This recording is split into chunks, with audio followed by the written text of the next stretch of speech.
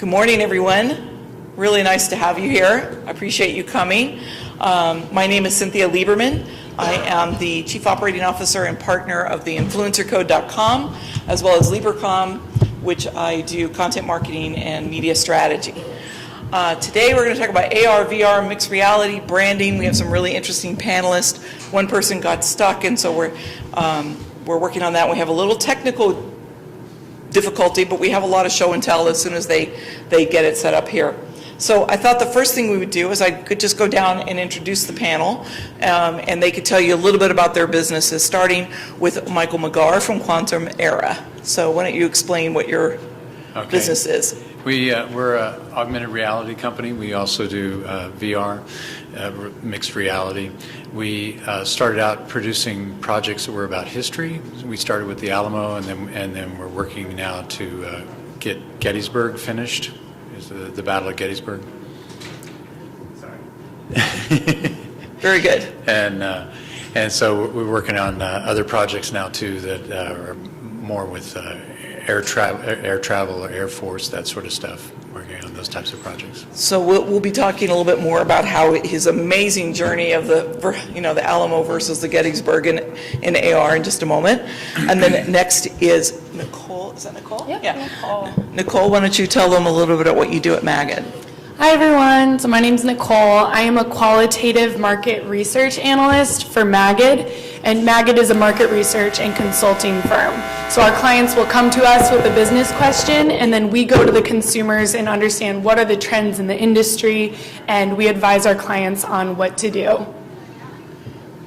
Thank you. And then next is Taylor Patton, and Taylor works for Trigger, which is the mixed reality agency, yes, or Trigger Global. I'll let you explain what you do. Hi, I'm Taylor. I've been in the augmented reality space for 4+ years now, focusing specifically on how media should attach itself to AR. I've been at Trigger now 6 months, and Trigger's been around for 14+ years in the mixed reality space.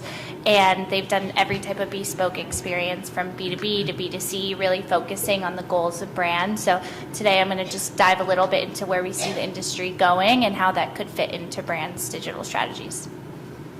And then at the very end here, we have James Giglio, sorry. It's okay. From MVP Interactive. Sure. So my name is James. I'm the founder and CEO of MVP Interactive. We are a consumer engagement technology company, so we enhance brand experiences through trending and immersive experiential technologies. And so we work, as you'll see throughout our presentation, we work with a lot of professional sports teams, leagues, their corporate sponsors, as well as large advertising agencies. So great timing, because we just got our AV up, and so we're going to go ahead and talk with Michael McGarr, who's going to explain. Well, I tell you what, before that, let's just talk about the media landscape and the fact that disruption almost seems normalized, right? It seems like, what is disruption? Maybe everything is normal, but that's not exactly true. And a lot of times the audience doesn't realize how much augmented reality especially is ingrained in their lives because of mobile technology and other things. But there's a lot of exciting opportunities, but let's start with the past and bringing it to the future, because, we're going to can't show that because he's not here, so let's not do that. Here we go. The hero's journey is a noble but difficult path. I don't know if you know who Joseph Campbell is, but he's famous for the hero's journey in terms of storytelling, and it all starts with story. And so to talk about that, do you want me to show the video first? Yeah, or? that'd be great. Okay. But where is your video? Hold on. Here it is. It's very short.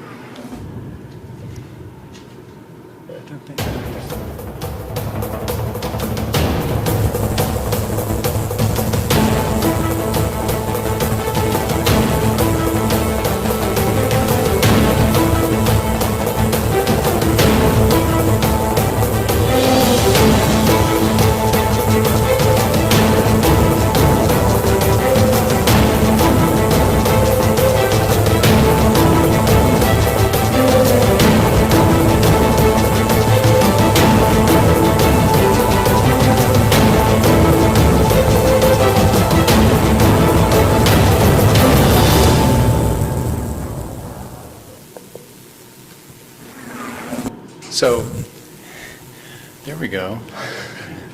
Demetrio, yay, you can go next. Okay, no problem. So we started out working on the Alamo building, an experience of standing at the Alamo and being able to watch the battle in AR, standing next to the people who defended the battle, or defended the Alamo, and watched the battle happen. And then the next step for us was to do something bigger. The Alamo was 6.5 acres, and so we chose Gettysburg, which is 50 square miles, so it's a significant change in scale. And then that required us to think about it differently in terms of how AR would work in that type of circumstance.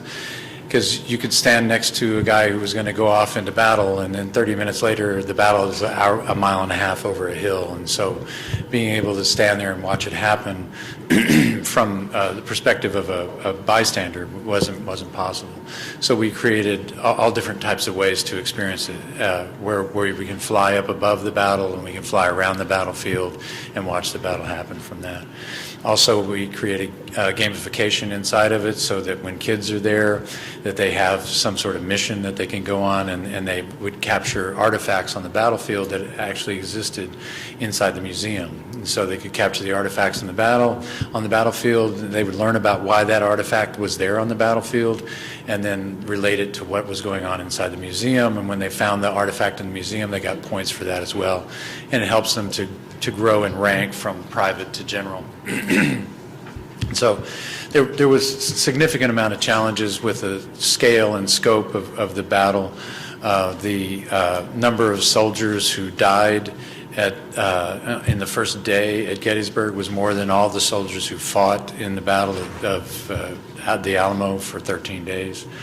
So we had to solve a lot of different problems. We created this with CGI. A lot of the stuff that you see is in most recreations of the battle or reenactors, where you have a couple of hundred guys at most who are walking around, and we're able to show thousands of people on the battlefield at the same time. And so where that's leading us, and talking about branding, is when we first started out, we've only rebranded ourselves 3 times in 3 years. And so we're promising not to rebrand within the next week. So what we started out as a company called Alamo Reality, which really kind of focuses on one product. And so then we woke up and said, well, we need to be something broader. And so then we branded ourselves as Experience Real History. And then we started getting presented with projects that had nothing to do with history, and so then we had to come up with a different brand. And so the brand we arrived at was Quantum Era, because quantum mechanics is, the primary thing about quantum mechanics is that time is fungible. And so we see ourselves as a time machine where you can go back in time or go forward in time, and that kind of covers everything that we do. And plus it's a lot cooler name than Experience Real History. And it made a nice logo as well. And so, so at any rate, the projects that we're working on now have to do with aviation, space, those types of things, and also tourist things that not necessarily deal with history. So, You know, Michael, why don't you talk a little bit about scalability, because you've talked about doing an augmented book with it, and the ways that this gets applied within the museum, how you're using this with the product itself, because you can't just have a video. You got to have like everything. Yeah, you got to have everything. And like Gettysburg, the interesting thing about Gettysburg is 7.5 million people come to the battlefield, and only 1.2 million make it into the museum and pay admission to get in the museum. And so there's a definite disconnect between the battlefield and between the museum. People that come to the battlefield don't see any reason to go to the museum. And so one of the things that we did was, in creating those artifacts, give them a reason to get into the museum and see the real artifact, and then watch that artifact come to life inside the museum, and they can spin it around and play with it. And then in terms of how we're marketing this and how we're selling it, one of the things about most of these historical sites is there's absolutely no Wi-Fi whatsoever at those places. And so trying to get somebody who shows up there to download an app that is quite heavy causes problems of adoption. And so what we've arrived at is that we're leasing iPads to the tour companies, and they're clients then pay to use the iPad, which is already loaded. They don't have to worry about bandwidth, any of that sort of stuff, and it's a much better experience on iPad than it is on a phone. So then that way, then when the users or the visitors come, it's just one addition on top of the ticket price that they get to get on their bus. And we're looking at, for every 4 people, they have 2 iPads. And that helps a lot for us in terms of scale, to be able to scale it. And then the other part of our market is also education. We're in 40 some odd school districts in Texas with the Alamo, but every school district in the United States needs to teach the Civil War, and if they're going to teach the Civil War, they need to talk about Gettysburg, and so that's a helpful thing. And then one other thing that we do in terms of sales is that instead of selling one-off, we sell as a subscription, so that the school district has to buy it every year. And so we don't wind up selling to every school district in the country one time, and then that's the end of it. So we sell it as a subscription, and the subscription model works really well. That way we can do updates, and we can do all those types of things that add value to it. And for the schools, the cost per student is under $1 per student per year. So it's relatively cheap for them to adopt it. Yeah, I mean, I think that your product is a good example. No matter what, when you're doing an app, you're there to solve a problem. And ease of use, the less windows, the less trouble you have to go through to get to it. So, having the iPad and having it at a cost that's affordable for a school or for anybody who goes into a venue makes your product more accessible and more scalable, so that you can go across the country and not just. And it makes sense that you'd be doing space and aviation; those are more organic. But Gettysburg might be a little harder sell, so the easier you can make it, the better. Yeah, and the other thing too is that when you're selling something into a space where you have tour guides who are giving the view of what happened at the battle, they look at us as competition. And so what I do is I go in and meet with the tour guides and get them to understand that this is just a tool to help their experience better. Because usually on a battlefield, particularly Gettysburg, it's the park itself is 7,000 acres of just grass, really. And so people have a hard time visualizing what happened there. And so with being able to see the battle happen where I'm standing looking and watching the battle, it engages them quite a bit more. And then part of the thing that we saw toward the end was an avatar, and we have these avatars that are with you get assigned an avatar, and they're real people. And we animated their photograph, and they tell their story in 3 pieces, and you find out at the end whether your avatar lived or died during the battle. And they're pretty compelling stories, and it helps them to connect emotionally with the story versus this general did that and that general did this. You tend to see in history books there'll be maybe 1,500 people killed in a battle, but this general died, and everybody's all upset because the general got killed. And it's like, what happened to the other 1,500? I mean, they had a life as well, and so we want to make that connection more understandable. So, That's actually a really good segue to Demetria, who came, because he has been working on a patent with a very interesting geolocation, because geolocation and putting you in places where you couldn't be before, dead people, whatever, celebrities in his case, I'm not trying to minimize what you do, but I'm going to switch over now to Demetria. Why don't you tell them really quickly? oh, yeah. Yeah, here, I'm using your mic. Oh, you're using my mic. Okay. Hi. Did you want to show the reel, or Yeah, you want to? I'm going to show you this really quick. And then you Okay. This is our reel.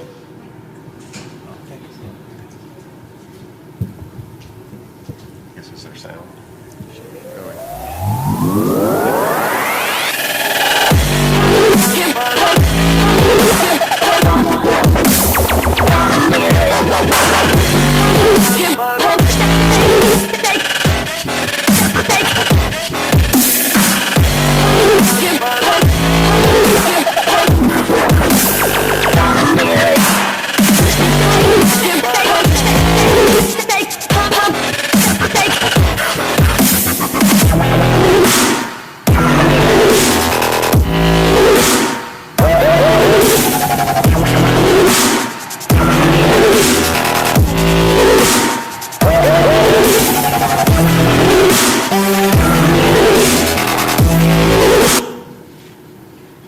So you see in the little reel that we've hit a lot of sort of angles on new technology, immersive experiences, 360 VR, virtual reality, a lot of crossover in augmented reality. We started working in augmented reality applications with Stan Lee in 2012 or something like that, so long ago in the space. And I had the pleasure of working with a lot of the folks on this panel last year and discussing the status of things.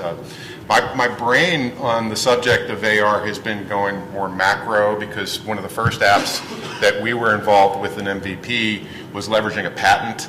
And the patent did something unique in that it was tying geospatial point to not just latitude and longitude, but also orientation. And a little stat, I think we're somewhere now around 4 trillion pictures being taken in a year. The later smartphones are delivering not only latitude and longitude, but roll, pitch, yaw, orientation type information in the picture. So you have this world that is grabbing all this data in terms of not just a pinpoint, but the way it's facing. So we have been tackling this problem along the way for the last really about 7 years, and actually had some discussions with Michael about what he was seeing on the battlefield. And I had the good fortune of going to the battlefield right before you guys launched. We just were going on a family trip, and I saw exactly what he was talking about, that you had this sensation where you walked out, you see these incredible grassy green fields, and you can sort of see the farmhouses and everything else, but how do you make that come to life in a way that's really meaningful, but then also with the margin of error in geo positioning, how do you pinpoint that experience so that it comes up in exactly the right spot, facing the right way when you're tying to a location.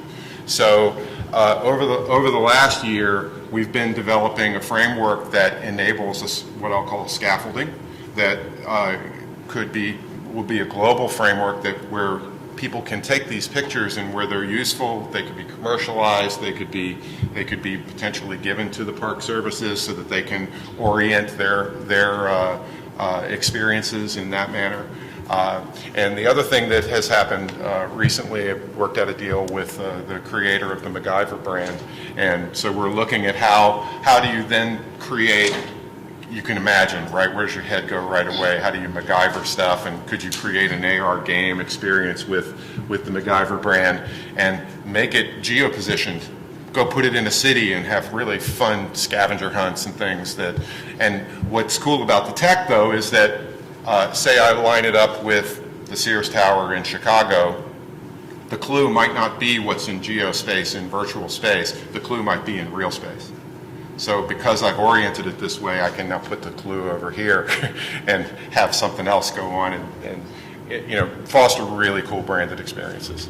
So. Well, why don't you? Oh, sorry. Sure, Mike. Why don't you explain a little bit of how you can integrate branding? Like with MacGyver, it's DIY. Right. So people can participate, because it's important when you have apps like this, especially when you're it's an interactive emotional experience that connects with brands, which is what brands want. More and more consumers are looking for that. So how do you get brand support or ad support that ties in with the goals of whatever the consumer's journey is? I think the answer to that question is probably just the sort of larger exclusive content kind of thing to draw people into an experience. So if I can get something in a new space that I can't get anywhere else, it draws people. You've got a unique experience where you've got a captive audience. I'm coupling this activity with also increasing fiber reach out to locations like Gettysburg. So we're thinking big in that way, that 5G isn't necessarily the answer, because it opens up all kinds of security issues, privacy issues, and everything else. But if fiber were out there, you could have really locked down, solid experiences delivered on Wi-Fi in the region. But again, I saw this. I'm afraid I'm aging myself, but I saw this with broadband. you had to have exclusive content, you had to have the ability to deliver. Saw this when mobile started. We went out on missionary work trying to convince all the companies that phones were for more than talking. And now, but the cycles are reducing in time, but we're at this nexus again where technology we can visualize, we know we can technically do things, but how do you get them into people's hands in a meaningful way and Easily. And Accessible. And the beauty of AR in particular over VR, there's hardware, right? You have hardware concerns. People have to adopt the hardware, and a lot of gamers have some of that hardware, but the hardware isn't going to be wherever you go. And until the glasses are ubiquitous, we're not going to be able to do that. But then you still have the problem of how do you get the content and streaming at a high level that they can utilize a good experience. So in the meanwhile, everybody's walking around with a smartphone now, and you can do things through that device now. And there is absolutely nothing keeping us from delivering at least some content now. So how do you then do something creative with it? You got to have the content there that's unique.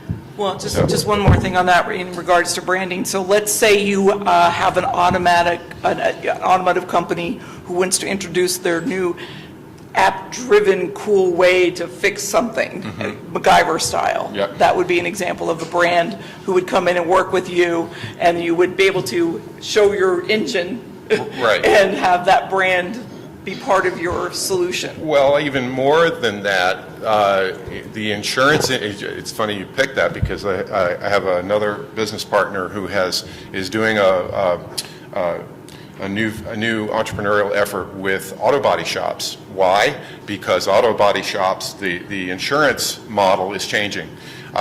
You're going to have everybody driving around with what's the name of the solution that they tell you where when you have an accident or something. So but something's going on within the bureaucracy of insurance so that they're not allowed to show preferential treatment to shops in the same way. So you will be able to use the geo-positioning, guide someone to a shop based on your location at the time, choose a preferred shop or choose, but that's through who? The car manufacturer, not the insurance company.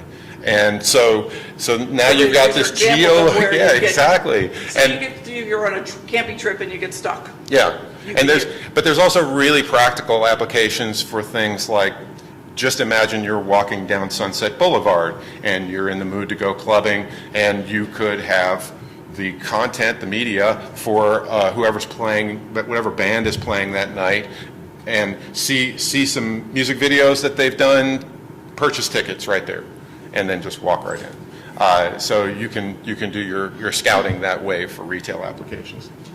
Well, so geolocation, ease of use, all these things are important, but in the bottom line, it's about having an emotional connection. You can actually have a relationship. A lot of you have been to a lot of the influencer things here about the influencer needs to have a relationship with their audience, and then the brand wants to come and insert themselves organically. So the analysis is not just how many influencers or how many viewers, it's about how much they engage. And that engagement, a lot of it is based on the emotional connection or the qualitative piece of what that particular product brings, which is where Maggot fits in, which now helps me transition over to Nicole to explain that. Yes, thank you. So Demetrio and Michael, they both touched on a few things that I'm going to be covering when it comes to VR and AR. It's all about that connection with the consumer. And that's what the goal of this research that I'm going to explain to you was. So to give you a little background about how this all happens, I am a qualitative researcher. So you all have probably heard of focus groups before. We recruit people to come in, we show them some kind of stimuli, and we just open up a conversation to really understand how consumers feel about things like AR and VR and new media that is out there. So I was the one who moderated the focus groups for the company Maggot. And if you move to the next slide, you'll see a breakdown of what this research entailed. So we conducted 6 2-hour focus groups, so in Los Angeles and in LA. The people who we spoke to, they were 18 to 45, all of them were tech enthusiasts. So they had to be people who would be likely to care about VR and AR, and they also had to have had some kind of experience with VR in the past. So maybe they went to an amusement park and experienced it, because we wanted to take away some of that wow factor from the VR experience that we would be talking about in the groups. So on the bottom half of the slide, you can see some of the experiences that we tested. So we had consumers actually, as homework, try out 2 different AR experiences on their phone before they came in and just write reviews of it. What did they think of it? What did they like? What did they not like about it? And then we had the consumers come into the facility and actually experience VR content. So you see the list of some of the VR content. It's the Coco VR experience, Vanderpump Rules. There was a reality show experience with the 4, that's the singing competition where the chairs turn around. And then for the AR content experience, we did Rampage, we did the NBA AR one. So I'll talk through just some of these examples, because what we really wanted to understand is when it comes to brands creating content, what is the best route for them? They have all these options, but for their brand in particular, should they choose VR? Should they choose AR? Or should they just be making regular content to get a more massive reach? And one of the main findings that was kind of obvious before this study, but this just really reinforced, is that the ancillary content, so those VR experiences, those AR experiences that are related to a brand, it has to feel authentic to the brand. It has to make sense for the brand. So for example, what we found for VR, the strength of VR is it's a connection to consumers' hearts. It packs a punch. So when they're experiencing that Coco, the Coco movie, I think it's, is it a Disney movie? It's an animated movie.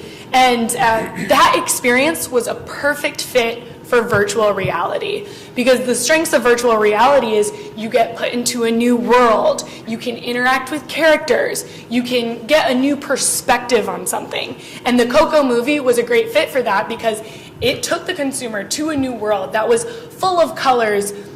The experience involved them going through a train throughout basically the setting of where the movie was. And consumers said after they saw that VR experience, it increased their intent to watch the movie or purchase merchandise that's related to the movie. So that's a great example of how a brand used the appropriate platform, so VR, and it made sense for their brand.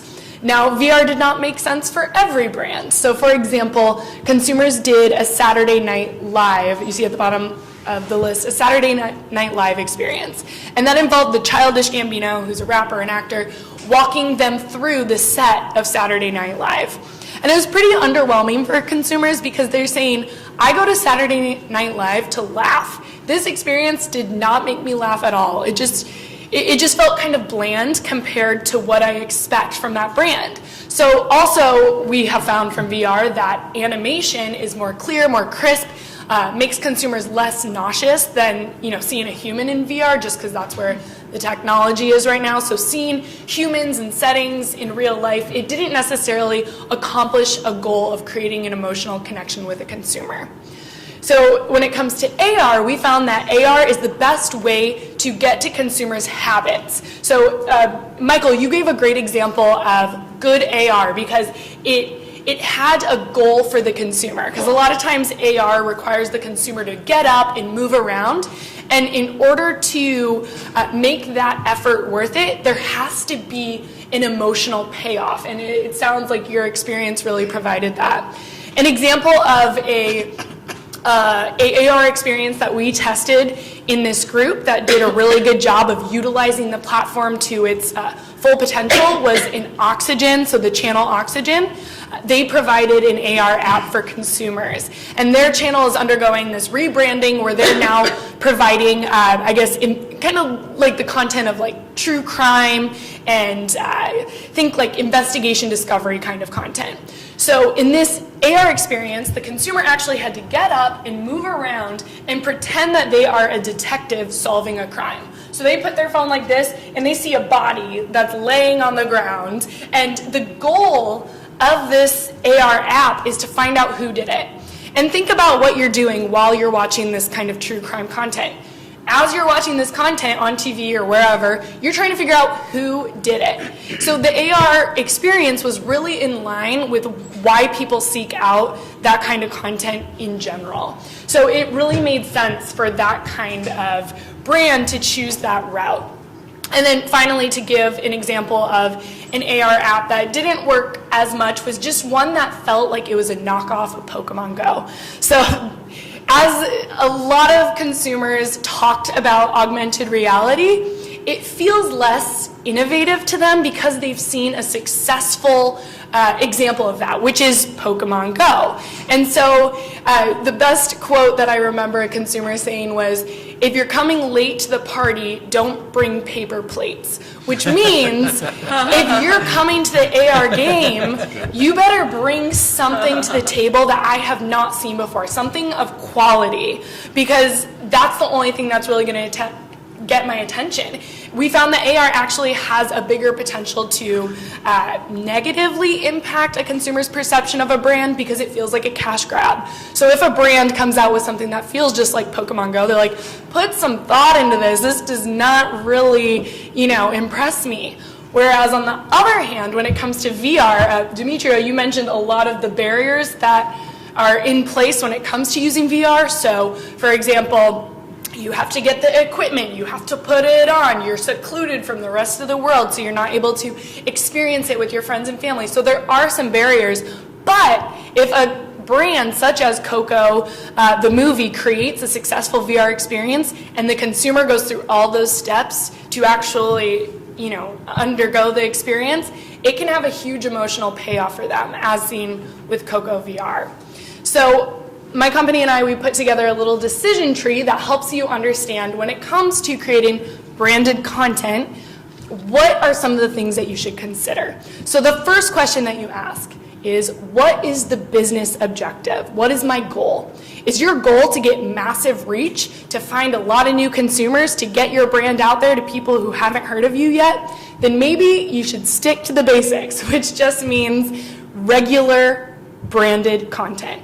Now, and the reason for that is because there are some barriers when it comes to virtual reality that I already discussed. What we found with some of the augmented reality apps is there was just difficulty in loading, and there were just technical difficulties in a lot of the apps that we tested. And a lot of consumers said that I would have to see marketing for these marketing materials in order to know they existed. So that in itself, do you have marketing budget to market your marketing materials? Which, if the business objective is to create a deep connection with the consumer, a unique connection with the consumer, then maybe you should consider VR and AR content. And then that leads me to my next point, is where you say, do I have materials to get the word out there for this VR or this AR experience? Because if you don't, then maybe you should just stick to the basics, because that's much more discoverable, shareable for the consumer. If you do have resources to get the word about this out there, or maybe you could partner with another brand to get the word out there to their own consumers, then your next question should be, how do I want to connect with the consumer? Do I want to go into the consumer's world? So do I want to use my technology to overlay something onto the consumer's world, their reality? Or do I want to bring the consumer into my world? Do I have a world that's worth bringing the consumer into? So, do you have something that is going to create that emotional experience and use VR to its fullest potential, which is showing them new things, introducing them to characters that they have an emotional connection with, and also changing their perspective on things? So that's great, because it's sort of an in-between of where we're, this whole intersection of technology and fiber, and then the emotional connection, and what does it all mean, and how can you do it? But then there's the shopper journey, the experience that a consumer has to go through. And so next we have Taylor Patchen, who's going to explain from, we're a little bit out of order in the slides, let me just get you up here. And she's going to take you through the AR platform experience. Am I on the right slide? Is that the right first slide? Yeah, Yes. you can skip to the next Okay. one. That'd be great. I think everything that my panel said so far is like actually supports everything that I'll kind of be discussing today, focusing on the scalability factors, focusing on the right experience at the right time with the right brand and the right consumer. To Nicole's point, a lot of people are just creating content to create content. They see now that AR is a lot more accessible than it ever once was. AR used to primarily focus in the app space, and now with web AR and social AR, it's kind of these new, the barriers of entry are less than they've ever been before, so brands are jumping to it. But from the Trigger perspective, we kind of say, wait a second, let's focus on the brand objective. Let's focus on what makes the most sense for your consumer. You can actually jump to the next one. Tell me how to Trigger's actually been around for 14 plus years now. We've created content all over the map, I would say, from the social BR perspective, B2C, consumer-facing tools, all the way to head-mounting devices, B2B. So pretty much we have clients that come to us, they have a problem that they'd like to solve, and we don't necessarily have this initial suite of products that we're like, here, pick from this list. We then take those problems and create those solutions. We're a creative technical agency, and then we'll bring in the right technology partners, as you see on the bottom there, to create those solutions for clients. Okay. Oops. Here's just like the wide spread of experiences that we've created. We don't have a niche like my other panelists here, but it just kind of depends on what's right for that consumer, for that brand. So we've created on-site experiences, we've created social experiences, we've created discovery, kind of like Nicole was saying, where we just literally help from a user testing perspective and understanding what that brand specific consumer would want. So it's a wide range of experiences. And then, so today I'm going to kind of jump into web AR. This is new to the technology of augmented reality and the scalability factor. Like Demetrio was saying, it's so hard to get people into these experiences and get them excited about it. Brands are putting so much money into these experiences. If there's not the right distribution channels, then what is the point in the end, right? If you have a couple hundred people doing something, over a couple 100,000, reach is important, but it's connecting that emotional connection with reach that is a really big, important kind of brand strategy for Trigger. We've had a lot of brands and agencies come to us because they're really interested in web AR, which can be accessed directly from a QR code or a short link. So there's no need to download an app anymore. We're not constrained by the social channels development tools. It's a completely a code base that we can just create whatever content that we'd like. So there's positives and negatives of that. Couple things here just in terms of it supports horizontal and vertical surface tracking, the partners that we're working with, which was not possible prior to a year ago on web AR. Only gyroscopic was possible before that. If you want to skip to the next slide. So this is just a quick example of what I was just mentioning, all the touch points, and this is how we're trying, from a Trigger perspective, to connect web AR experiences into the overall digital ecosystem and strategy. In the past, AR has been its own facet. It comes from innovation budgets. Nothing was connected to the digital and media agencies that had the main budgets and were the main scalability factors for brands. Everyone looked at them as two separate entities, and Trigger's trying to come from a perspective of connecting the two. And that comes from on-product, POS, print media, digital ads, owned and operated, social. And those kind of scalability and those metrics are already accounted for. So Trigger's trying to look at it from a perspective of matching up those analytics to really show the success of augmented reality. Which falls back into qualitative as well, Yeah. which is what Nicole is doing. And if you actually would just want to jump to the next Okay. slide, that's just a couple examples of shopper augmented shopping experiences. Maybe you could just tell them, pick out a couple and just explain Yeah, of what people course. are doing there. From an augmented shopping perspective, this is just a main focus as well. Jumping from the web AR perspective, augmented shopping is a great practical, nice use case for AR. So there's two different ARs that we're looking in.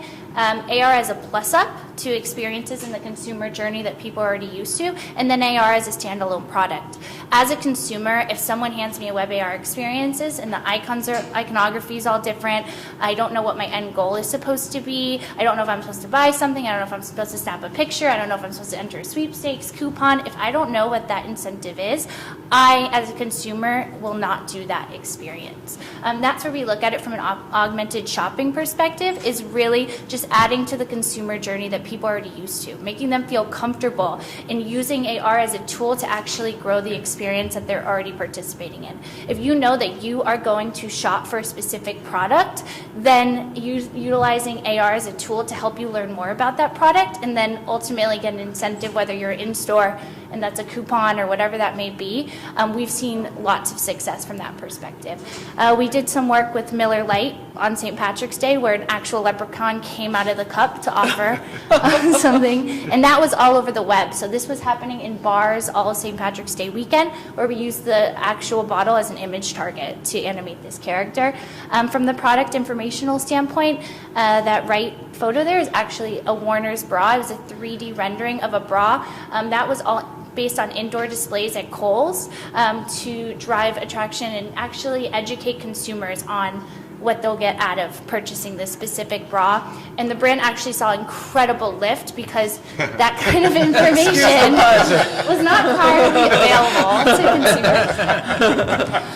From a try-on perspective, I'll just move over. Warner's Bras was not in the try-on category, but in the try-on category, that was on the left there, something that we did with transition lenses. Transition lenses did just that, transition from indoor and outdoor. So we used background segmentation to actually place the user in an outdoor or indoor scene. From there, they could then choose their lens color, choose what frame they wanted, and we are actually seeing great purchase directly from an augmented reality solution. This is just a really quick kind of map of how we think through the augmented shopping funnel from brand engagement, product info, try on purchase, and that whole brand loyalty ties directly into those touch points I was previously mentioning. Whether it's POS, digital media, print media, whatever that may be, utilizing the information that you're gathering from your AR Affinitative like brand consumers is so, so important, and I don't think people are connecting those dots in the way that they should be. So Trigger's trying to kind of change that mindset for brands. So it's like I mentioned earlier, it's not two separate entities, actually adding AR into the funnel that you're already creating, and then utilizing those metrics. How many glasses did they try on? Which colors did they like? Were you seeing a lot more engagement on the day glasses versus the night glasses? Then from there, you can then re-engage with consumers based on how they actually interacted with your product. So there's a lot of very exciting metrics that can be done that don't need to be campaign-based, but that can ultimately drive how people engage with your brand. Yeah, I think that it's important to, Jonah Berger wrote a book called Contagious, and remarkable facts are what make things go viral. Anytime you can do something remarkable. If I had a leprechaun jump out of a cup on my phone, I'm going to say, look at this leprechaun, and Milwaukee whatever beer over there is in the dust, because then I'm going to want to share that on Instagram, and we're going to want to have eventually leprechauns toasting, and again it becomes a character and an icon for St. Patrick's, and it gets a longer tail on it. It's not just a one-trick pony. You can make it a longer-term destination. And it's kind of interesting because I'm going to now go to, thank you. Is that all the slides? Wait, you have one more? Oh, I think that's it, but that's just one. Okay. The AR journey, yeah. Okay, now I'm going to go back up here to James. I think you were at the top. We got a little out of order here. I messed everything up. I'm sorry. It's Dimitro's fault. Okay, James, let me get down to you. Sorry. There we go. Do you want me to show your video first? Yeah, and that'll about sum it up. We want to leave some time. For Yeah. Q&A, so No. we'll show a nice sizzle. Yeah, but what you do is really interesting.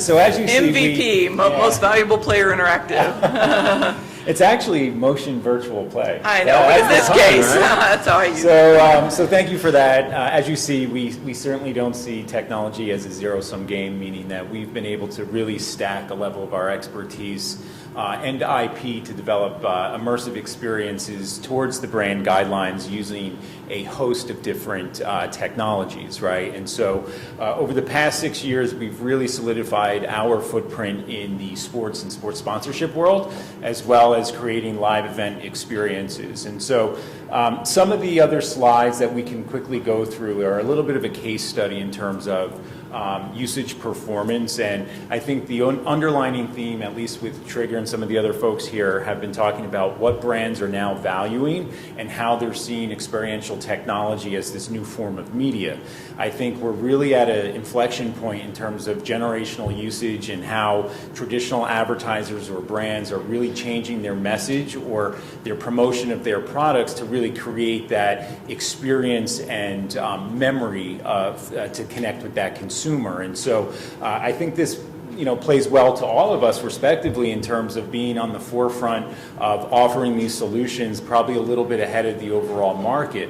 I think from a business to consumer standpoint or the consumer market, there's a lot of price resistance or usage resistance in being able to use this as a day-to-day function of daily activity. However, when you tie and attach a brand experience to this, it really opens up the user base and it really allows for consumers that may not be able to afford a VR computer gaming system or experience AR outside of Pokemon Go while they're attending a festival, a sports game, or some type of live event or lifestyle environment. It allows them to really open up their brand loyalty as well as the experience with that particular connection to the brand, right? And so as you see by this case study, this is just a quick example of, we really have two business development platforms in terms of selling our services to professional sports teams and their venues, and as I mentioned, the advertising agencies, right? And so here, this is an example that we produced for the Philadelphia Flyers, in where our messaging has been really trying to promote the idea of professional sports teams using the game day event as a full day experience, or as full as they can potentially make it, given the price of tickets, the challenges of the pleasures of the in-viewing home experience, where this particular market is really challenged with selling tickets and getting fans. And so, antiquated versions of concourse activations have been, credit card solicitations or towel promotions, some of the things, I grew up personally, would see attending ball games.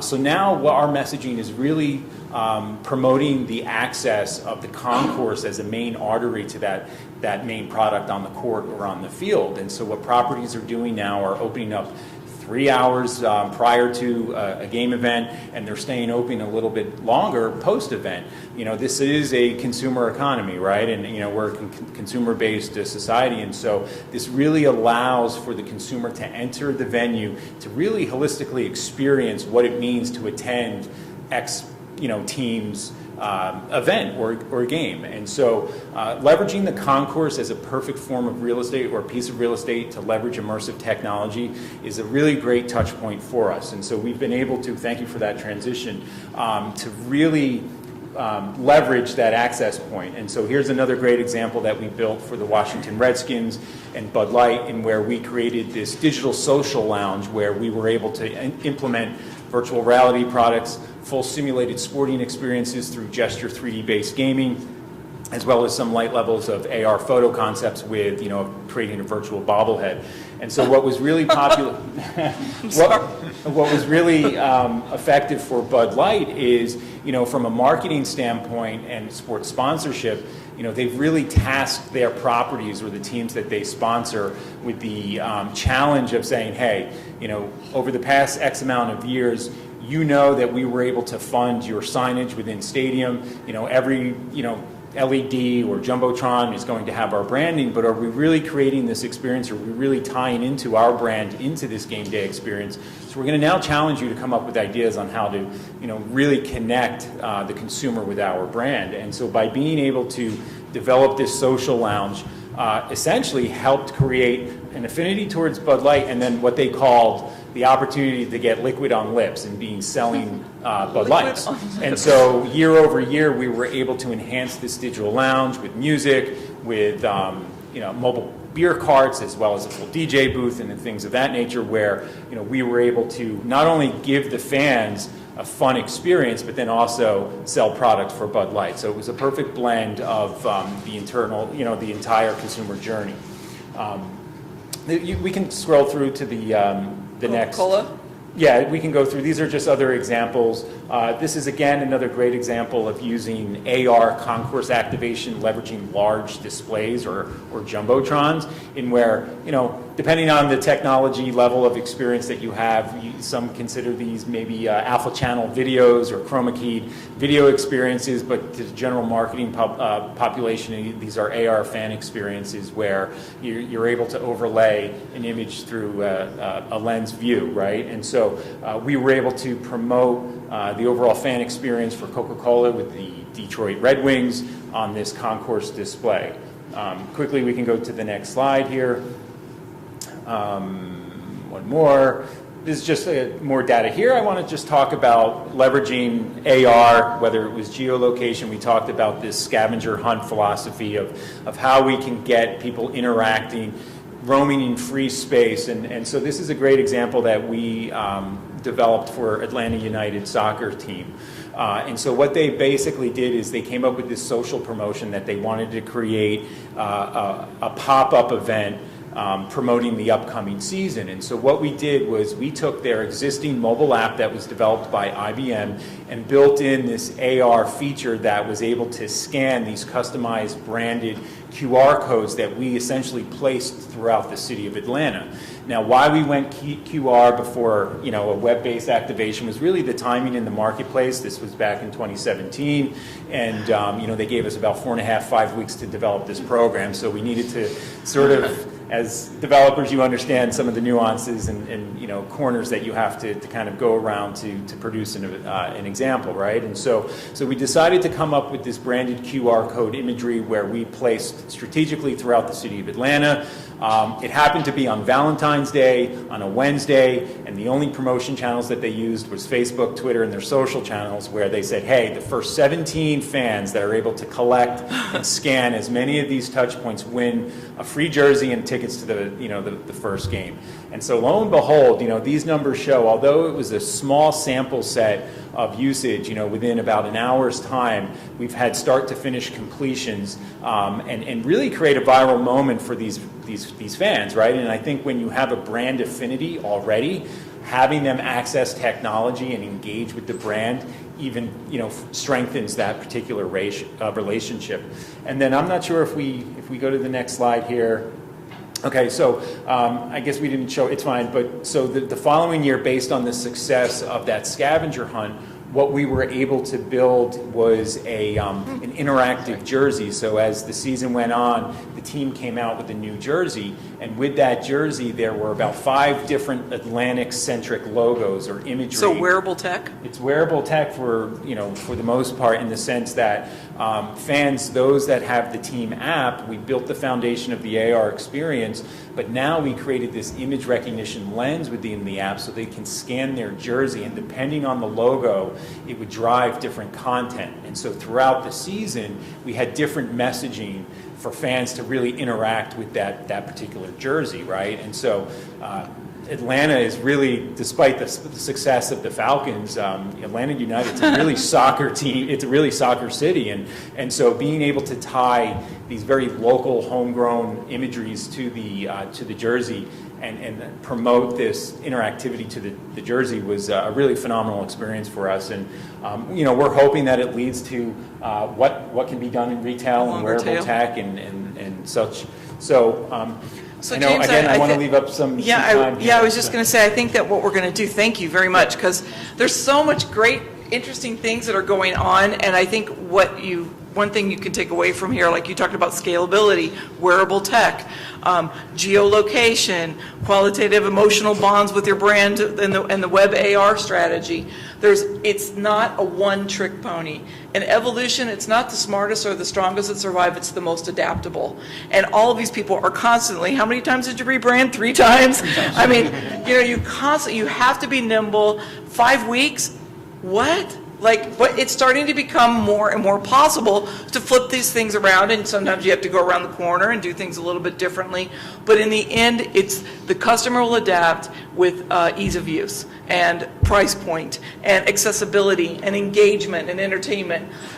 If you went on YouTube today, it was either to be informed or entertained, most likely. If you went on your phone today, informed or entertained. And that's what all of you bring to this table. So thank you. Let's open up for some questions, if that's okay. Yes, sir.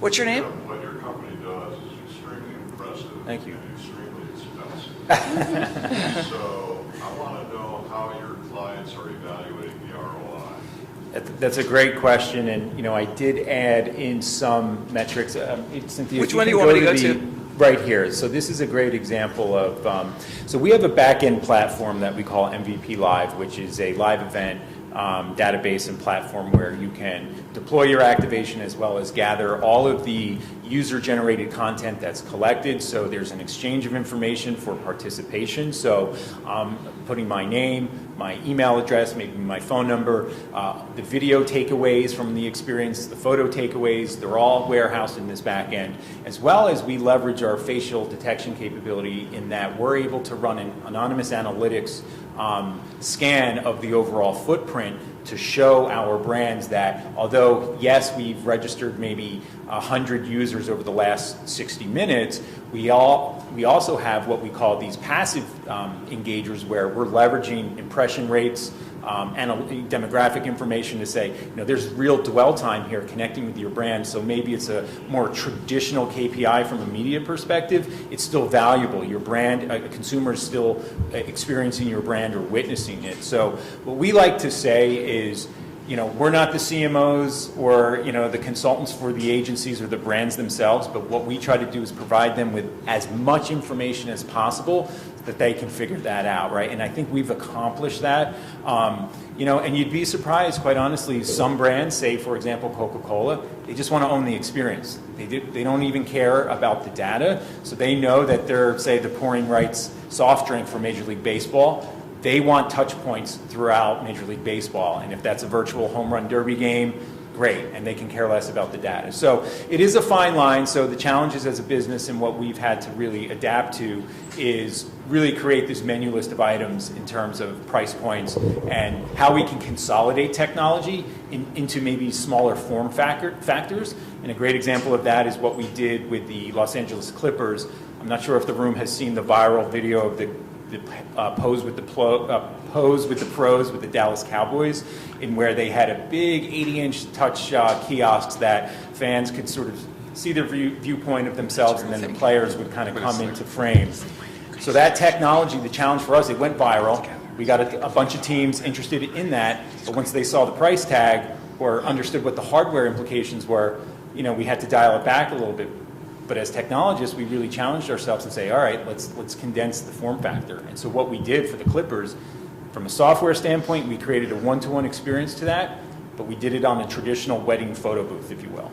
And so we went from a $100,000 product down to a $10,000 hardware product, right, in terms of really working within the budgets. And so that's kind of I think the difference between an Atlanta local team to Coca-Cola, their budgets are going to be different, and so therefore what their Great point, demands absolutely. are, and what you have to know what the customer wants, and then back into it what you can afford to get to them. Exactly.